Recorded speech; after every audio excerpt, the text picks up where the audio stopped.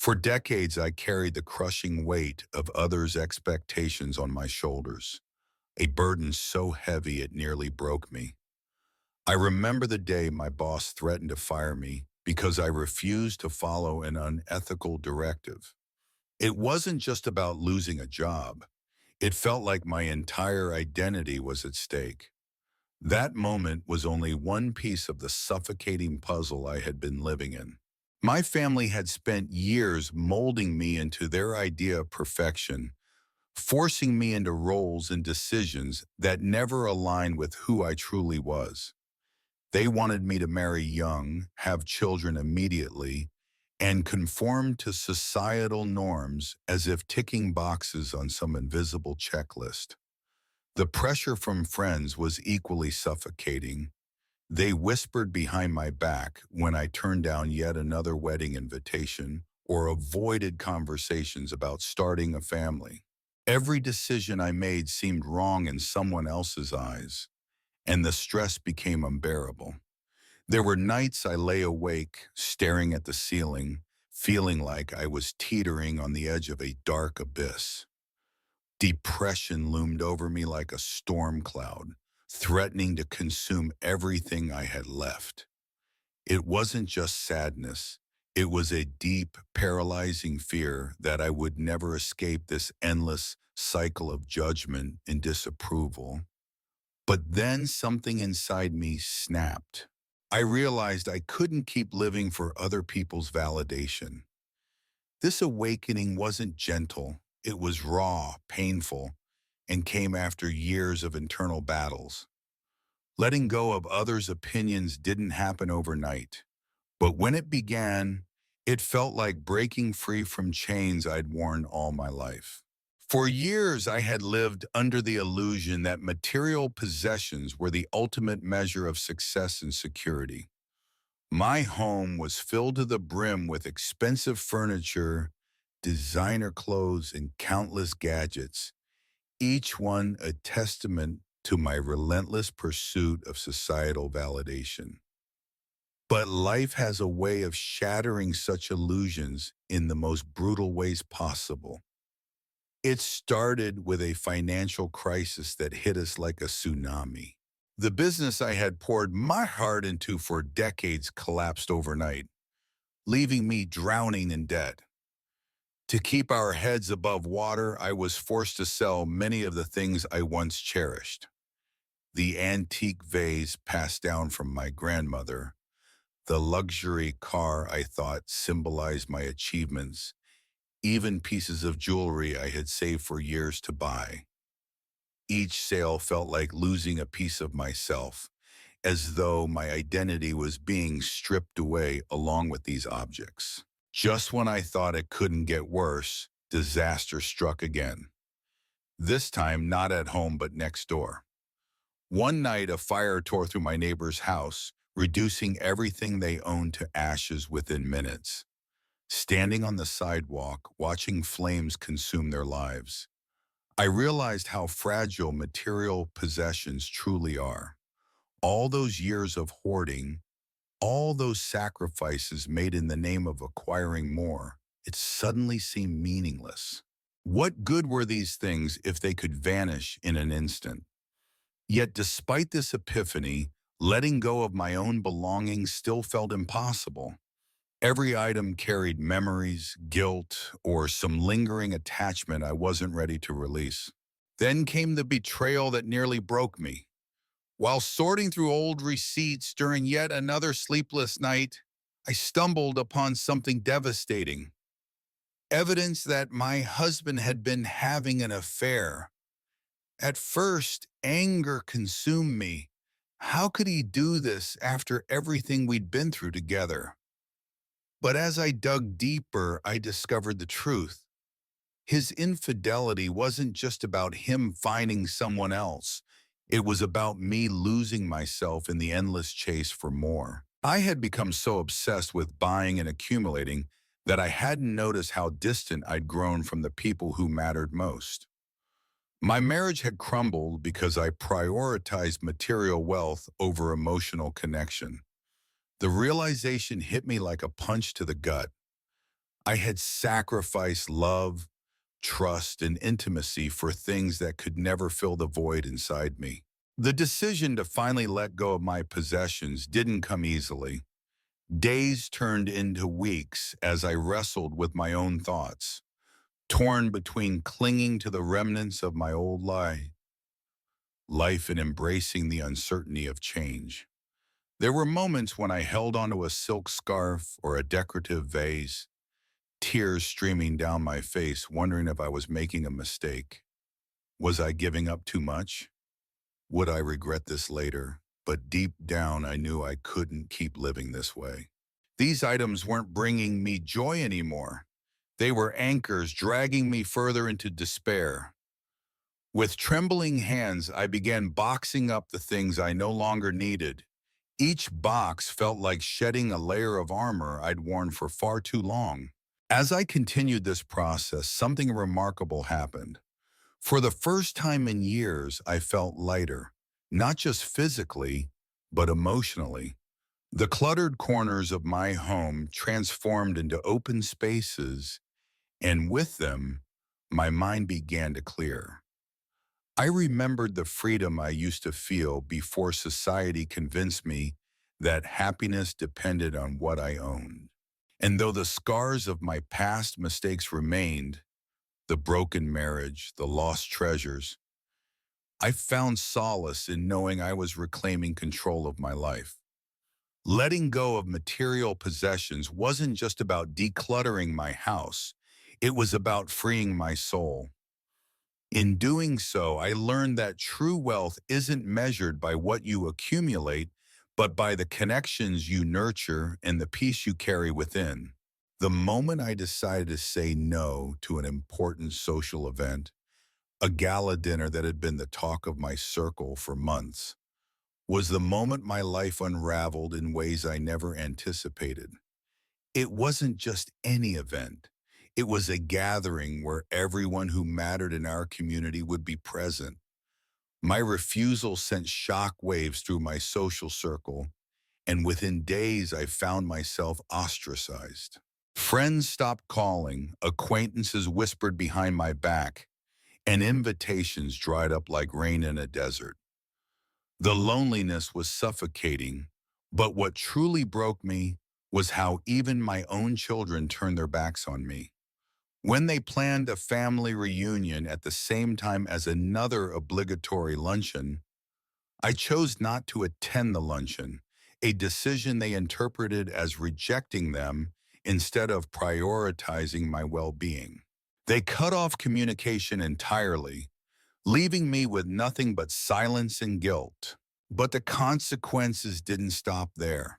For years, I had worn myself thin, trying to keep up with endless social obligations, charity events, networking dinners, birthday parties, weddings. The list went on and on. Each commitment felt like another brick added to the wall around me, isolating me further from who I really was. One evening, after yet another exhausting day spent pleasing others, I collapsed.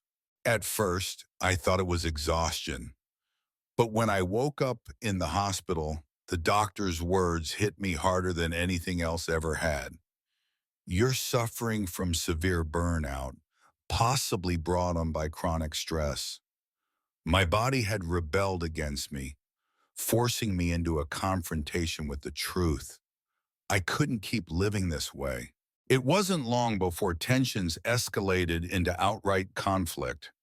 A close friend of mine, someone I'd considered family for over 2 decades, exploded during a heated argument when I declined her request to help organize yet another fundraiser. If you don't care about these things, then why should we care about you? She spat, her voice trembling with anger. Those words stung more than I cared to admit. She walked out of my life that day, slamming the door so hard I thought the walls might crack. I sat alone in my living room, staring at the empty space where she used to laugh and share stories with me, and realized how much of myself I'd lost chasing approval. Through all this chaos, however, something inside me began to shift. As painful as it was to face rejection and betrayal, I also started to see the cracks in the foundation of my old life. Why had I allowed fear of judgment to dictate my choices? Why did I let societal expectations chain me to commitments that drained every ounce of joy from my existence? Slowly, painfully, I began to rebuild, not for anyone else, but for myself. Saying no became less of a sentence and more of a liberation. With each boundary I set, I reclaimed pieces of myself I thought were gone forever. And then came the hardest part, forgiveness. Forgiveness for my children who couldn't understand why I needed space. Forgiveness for my former friend whose hurtful words still echoed in my mind. And most importantly, forgiveness for myself. For years of neglecting my needs and desires in favor of fitting into someone else's mold. It wasn't easy. There were nights I cried until dawn, questioning whether I'd made the right choice. But as weeks turned into months, I noticed something remarkable happening. I felt lighter, not because everything was perfect, but because I was finally living authentically. For years, I had clung to the idea that beauty was something external, something I could control with makeup, anti-aging creams, and perfectly styled hair. But life has a cruel way of stripping away even the most carefully constructed illusions. The moment it all came crashing down was during a family gathering, where an offhand comment from a relative cut deeper than any knife. "You're really showing your age these days, aren't you?" That single sentence shattered me. It wasn't just the words. It was the laughter that followed, the awkward silence when no one defended me, and the way my reflection in the mirror later seemed to mock me. Overnight, I went from feeling like a vibrant woman to someone who looked at her own face and saw only flaws. The wrinkles around my eyes, which once reminded me of joyful moments, laughing until tears streamed down my cheeks or squinting under the sun on beach vacations, now felt like glaring reminders of time slipping away. Every line etched into my skin became a source of shame, as if society had deemed them unacceptable. My confidence crumbled so completely that I avoided looking in mirrors altogether. Even worse, my family reacted with outright hostility when I suggested cutting back on cosmetics. "Are you trying to embarrass us?" my daughter snapped one evening over dinner. "People will think we don't take care of you." Their disapproval stung more than their words. They made me feel like rejecting societal standards wasn't just foolish, but selfish. But nothing prepared me for what happened next. A few weeks later, I received an email from my employer, a company I'd poured 25 years of my life into, that read like a cold slap across the face. They were letting me go because, as they delicately phrased it, "We need someone younger to represent our brand." Younger. The word burned into my mind. Was this really how little value I held? Had I worked tirelessly for decades only to be discarded because I didn't fit some arbitrary standard of youthful appearance? I spent days curled up in bed, blinds drawn, unable to face the world. Depression loomed heavily over me, whispering lies about my worthlessness. Yet somewhere amidst the darkness, a spark of defiance flickered to life. Why should I let others dictate my worth based on something as fleeting as physical appearance? Slowly, painfully, I began to challenge the narrative I'd been fed since childhood, that beauty fades with age and therefore so does its importance. I realized those wrinkles weren't imperfections. They were stories written by time itself. Each crease told of battles fought and won, of love given freely, of resilience in the face of adversity, and yet reclaiming this perspective wasn't easy, not when society screamed louder than my inner voice ever could. I'll never forget the first morning I decided not to wear makeup. Standing in front of the mirror, barefaced and vulnerable, I cried. Oh, I cried, not out of sadness, but out of defiance. For the first time, I saw myself clearly, unfiltered by layers of concealer or expectations. Yes, my skin sagged slightly, and yes, there were lines that hadn't been there a decade ago, but there was also strength in my gaze, wisdom in my expression, and authenticity radiating from within. Letting go of the pressure to conform didn't happen overnight, but each small act of rebellion brought me closer to peace. As I embraced my natural beauty, I found freedom, not just from judgment, but from the exhausting pursuit of perfection. No longer did I measure my worth against glossy magazine covers or filtered Instagram posts. Instead, I celebrated the person staring back at me, imperfect, edging, and undeniably alive. This journey wasn't just about accepting my reflection, it was about rewriting the rules of beauty on my own terms. For years, I had clung to my knitting circle like a lifeline. Every Thursday evening, we gathered in the cozy corner of our local cafe, needles clicking rhythmically as laughter and stories filled the air. It was more than just a hobby, it was a ritual, a tradition that grounded me through decades of life's ups and downs. But somewhere along the way, something shifted. I stopped looking forward to those evenings. The joy I once felt turned into obligation. The chatter began to feel suffocating, and the hours spent stitching intricate patterns became tedious rather than therapeutic.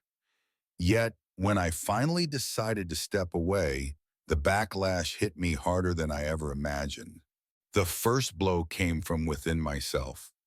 Sitting alone at home on what used to be knitting night, I felt an overwhelming sense of loss, not for the activity itself, but for the identity it represented. Who was I without this long-held habit? Would people see me differently if I abandoned something so central to my routine? My mind spiraled into self-doubt, replaying every stitch, every laugh, wondering if leaving meant losing a piece of who I truly was. Then came the external storms.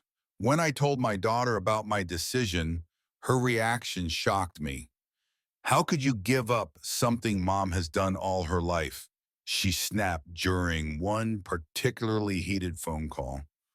Her words stung not because they were new, but because they echoed the very fears I'd been wrestling with internally.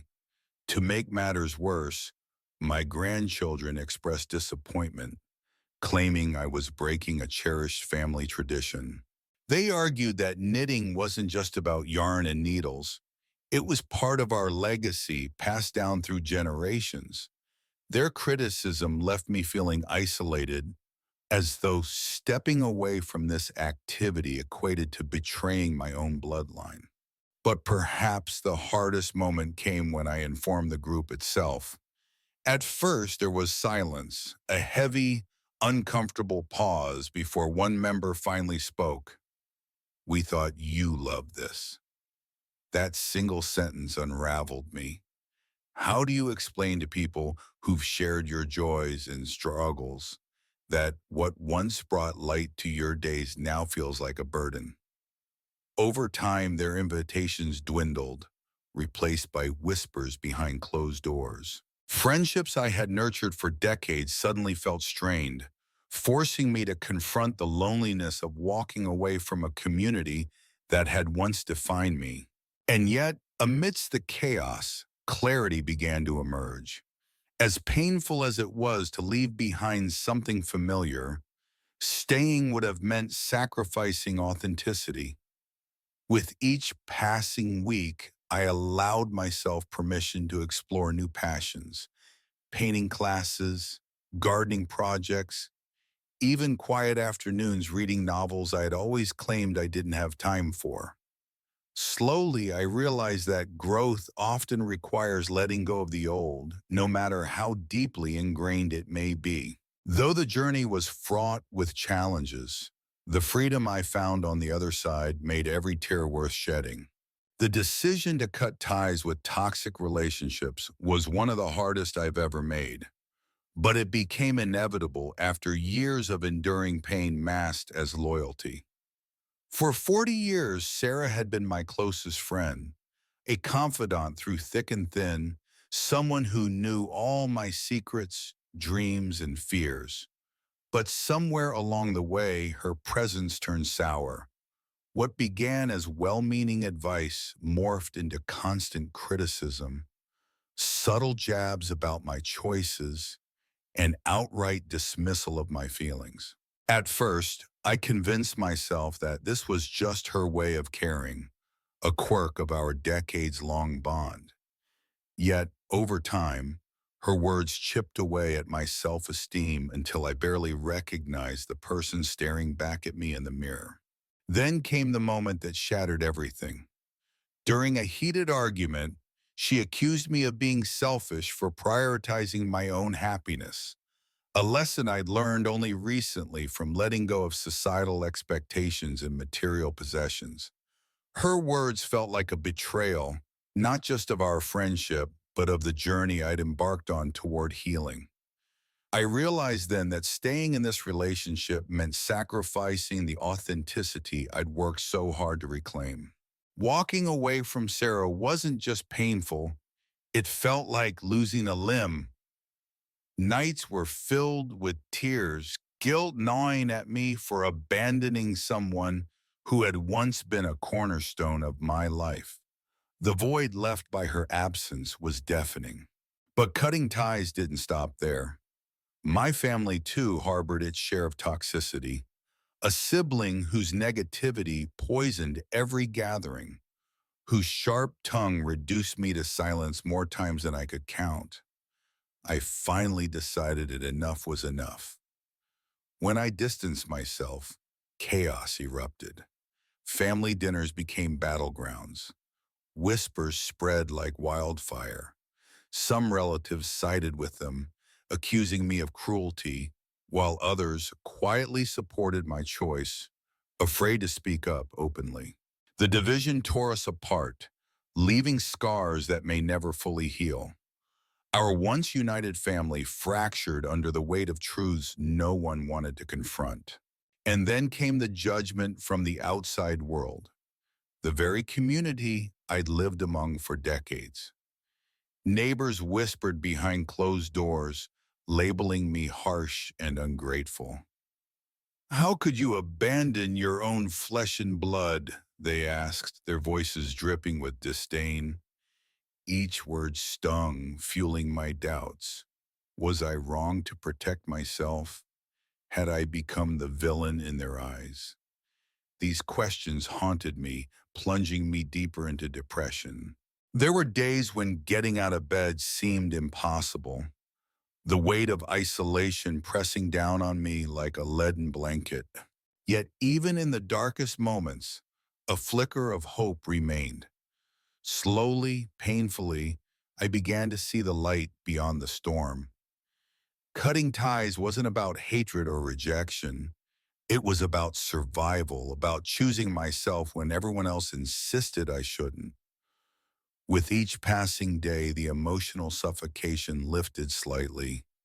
I started surrounding myself with people who uplifted me, who celebrated my growth instead of tearing it down. Though the journey was fraught with challenges, I emerged stronger, freer, and more aligned with the person I truly am.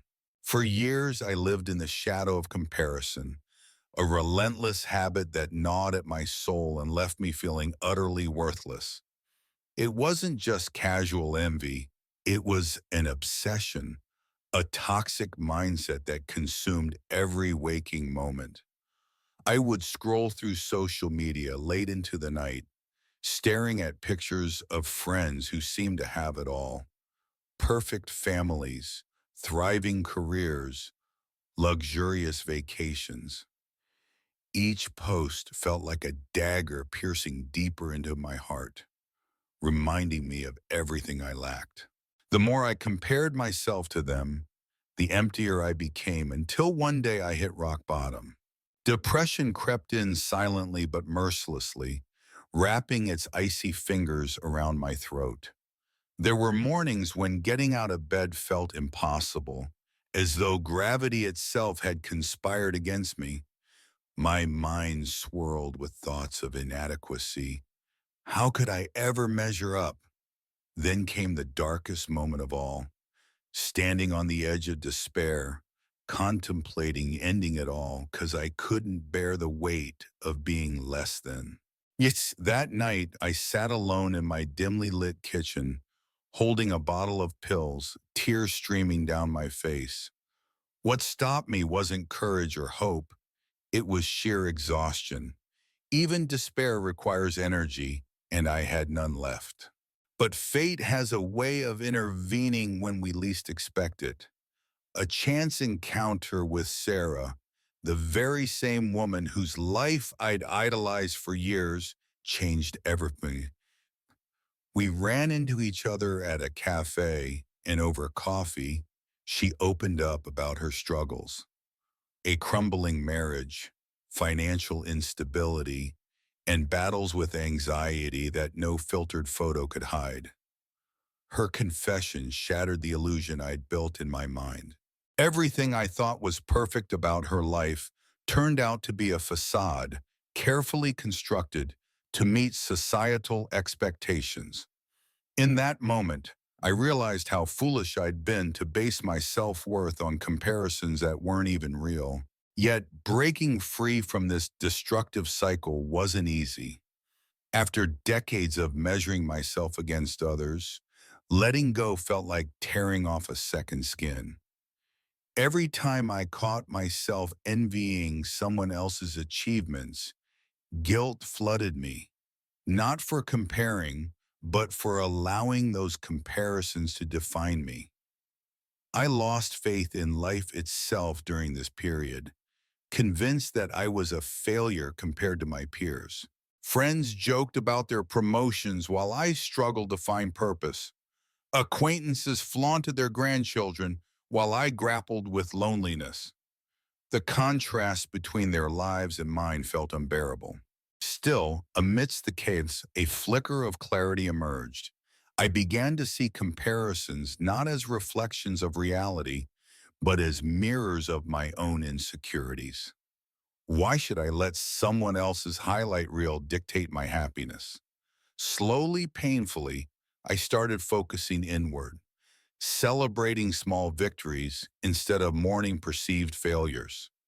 For the first time, I allowed myself to exist without judgment, to embrace my journey, flaws and all. Letting go of comparisons didn't erase the scars, but it gave me back my power. I learned that true fulfillment comes not from competing with others, but from honoring my unique path. At 70, I found myself standing at a crossroads, staring into the abyss of my own irrelevance. The goals I had chased for decades, a thriving career, financial security, societal recognition, now felt hollow, like echoes in an empty room. It wasn't just disappointment, it was a full-blown existential crisis. Who was I without these achievements? What had all those years of sacrifice truly amounted to? The realization hit me like a freight train. The life I had built no longer aligned with who I was or what I wanted. But when I decided to pivot, to abandon the path I'd walked for so long and pursue something entirely new, it felt like declaring war on everything familiar. My family's reaction was swift and brutal. "You're too old to start over," my son snapped during one particularly heated argument. My daughter chimed in, her voice trembling with frustration. What will people think? You've already established yourself. Why risk everything now? Their words cut deeper than they intended because, secretly, I feared the same things. Was I being reckless, selfish, or worse, foolish? Doubts gnawed at me relentlessly, whispering that I was throwing away a lifetime of hard work for a pipe dream. Yet, despite their resistance, something inside me refused to back down. This wasn't about defiance. It was about survival. Staying stuck in my old ways felt like suffocating under the weight of expectations I no longer believed in. But the hardest part came when reality slapped me in the face. Financial instability. Pursuing my passion for painting, a dormant dream from my youth, meant giving up the steady income I'd relied on for years. Bills piled up faster than I could pay them, and there were nights I lay awake, wondering if I had made a catastrophic mistake. Friends whispered behind my back, calling me impractical and naive. Even strangers raised eyebrows when I explained my decision. The fear of failure loomed large, casting shadows over every brushstroke I painted. For months I wrestled with regret, torn between returning to safety and forging ahead into uncertainty. Yet amidst the chaos, clarity began to emerge. Each stroke of color on canvas reminded me why I started this journey, not for validation, but for authenticity. Slowly, painfully, I learned to silence the critics, both external and internal. Financial struggles persisted, but they became stepping stones rather than barriers. With time, my art found its audience, not through grand gestures, but quiet persistence. Redefining my goals wasn't easy. It demanded courage, resilience, and faith, but it gave me back my soul. And that, I realized, was worth every struggle. The first time I said no to my children, it felt like the ground beneath me had cracked open. For decades, I had been their anchor, the one who sacrificed everything to keep the family afloat. But when I finally decided to prioritize my happiness, the backlash was swift and unrelenting. How could you think about yourself before us? My eldest son demanded during a heated argument, his voice trembling with anger.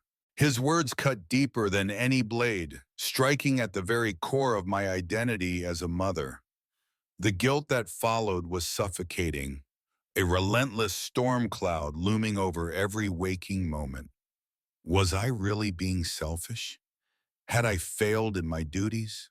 And it wasn't just my family. Society turned its harsh gaze on me, too. Friends whispered behind closed doors, labeling me selfish and irresponsible. One neighbor even confronted me directly. At your age, shouldn't you be focusing on your grandchildren instead of yourself?